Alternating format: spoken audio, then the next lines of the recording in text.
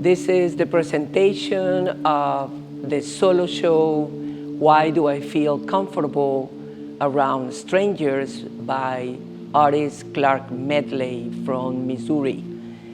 Clark Medley's paintings offers you a wording and a paraphrasing paintings where ontological thoughts are hidden through letter forms in different techniques and patterns of Art Deco. Clark Medley inspires himself on the possibilities of what are the sounds, quotation of conversations, textual text that he lives and experiences in his own environment. It's an ontological approach to thoughts, wording, and letter forms through a very concerned inner capturing of the reality, where Clark Medley connects to humans and to many other forms of communication. Letter forms evoke ancient civilization writings, as well as graffiti art, street art, and different provocations in shapes that reminds dancing bodies, which was the first inspiration in his origins of this creation.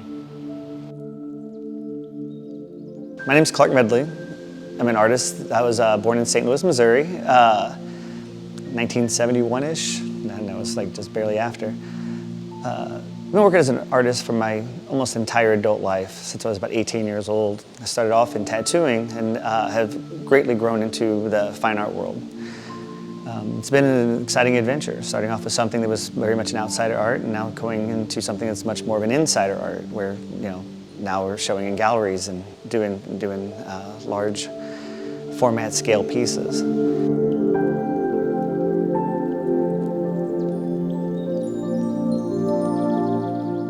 Line work is incredibly important in my work. It is the focal point. And since I do writing, it's interesting that writing is known as lines of thought. So when I work in pieces, I generally work in a way that the line creates movement and drama in the piece. And then I begin to exaggerate things, play with patterns, play with form. Sometimes I'm very loose, sometimes I'm very tight. I don't want to actually ever be encapsulated into one specific genre. I think that I can actually meld my styles into anything.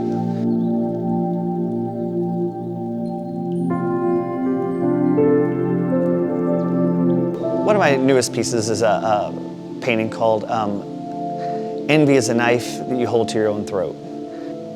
The knife that's held to your own throat it's basically a metaphor. It's something that you think of whenever you've dealt with somebody that's envious of maybe a little bit of your success, or you've dealt with a relationship that has something with a little bit of your success. Anything that has that, whenever you go out into the world, there are not people that are always in your corner. And yet, the person they're hurting them is mostly themselves. Instead of pulling themselves up and trying to elevate their own status, trying to elevate their own abilities or skills, they just want to constantly break people down. And I think it's a very negative thing. So since I like to play in opposites, I thought, like, how can I take something that's completely negative and turn it into something completely beautiful? And I think that's the puzzle. Every artist has a technique where they'll try to solve a problem, or they'll solve an equation in some way on a piece, on a painting. And it's fascinating. And with art now, I'm finding myself creating puzzles, creating techniques that have been used in different mediums, but trying to transform them into new mediums now. Playing with them with cars with automotive paint, and then trying to add those into fine art. Fingernail polish, like the way that girls' fingernail polish is, how that wet, shiny look is, and trying to incorporate that into pieces by using oil enamels, by using resins, by using metal, like automotive car metal flake, or crushed glass, or maybe just leaving it flat, leaving it like something that's very, very natural. I mean, there's something that's really powerful about that as well, and it's still gaining a unique effect. And it's almost like a re-evolution of what Art Deco could be, maybe a reimagined process of what Art Deco could have become if it would have stayed the thing for longer than a small period of time in history. So it's always fun to revisit the past. It's always fun to look at art in a way that when we have new problems, we could always go back to the masters and look to see how maybe they solved them. What were the ways that they did it? How could you use that today to create something contemporary, to reimagine the same thoughts they had then in maybe a few modern processes or a few modern techniques that just wasn't available to them at the time. And maybe they would have done the exact same thing, who knows? With this painting, it's I write a language that nobody understands. And to try to keep some of my thoughts into the piece, I always try to solve the puzzle of like, how can I create a piece that has that same twinkle in your eye effect, but without using metal flake, without using anything that's reflective. And I started thinking about the ocean and like water and like, even though this one doesn't have automotive metal flake, I started thinking of cars, and like, can you have a freshly waxed surface on your car, and then it rains a little bit and you get those little beads of water that stick up on it. And it's great because you have a chance to see these little reflective pieces, and I'm like, well, how can I recapture that onto a painting and make the finish to be almost something that looks wet and still plays with light and still dances as you walk around it and has some surface to it. This painting is called FOAD. When I decided to do this painting, I decided to go ahead and do another technique I've never done before. But I started thinking about how we abbreviate everything. Like when we're texting and we're doing different stuff. And so this piece I did on reverse painted on glass. And since it made me kind of think about how we're on our phones all the time and how everything that we see text-wise is behind glass. And it's like, it's not written on paper, it's literally behind glass. So I'm like, often I see people write abbreviations of TTLY for talk to you later, or HYD, how you doing, or just like small little abbreviations. I'm like, so well, this is a good time to actually change the composition. I'm just going to use the acronym. I'm going to use the first letter of each word to create my thought and to create the aesthetics of the piece. But it came with a multitude of challenges. Using oil enamel on glass is not exactly the easiest thing to do. You have to have the glass so perfectly clean. The amount of layers that are on the piece and painting them in reverse is also incredibly difficult.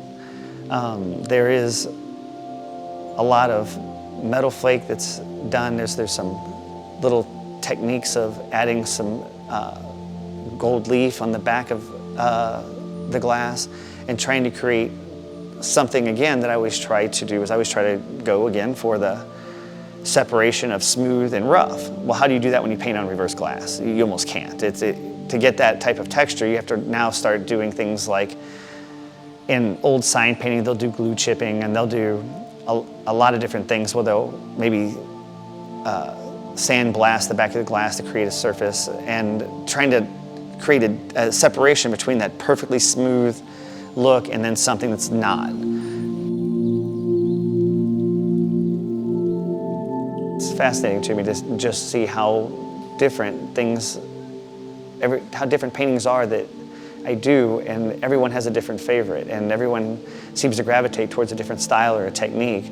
And I think that says a lot about the viewer and a little bit about me. I'm glad I have the breadth of work that I can create so many different types of work, so many different types of techniques. But it's really nice to know that I have a viewer that can appreciate different ones for their own reasons. And I'm always excited to know what those are. Like it's always nice to hear from someone looking at my painting what it is that they like about it. And it's great to interact with people because really that's what art's about, is to interact and leave something that people can come in and play with and talk about and exchange ideas. And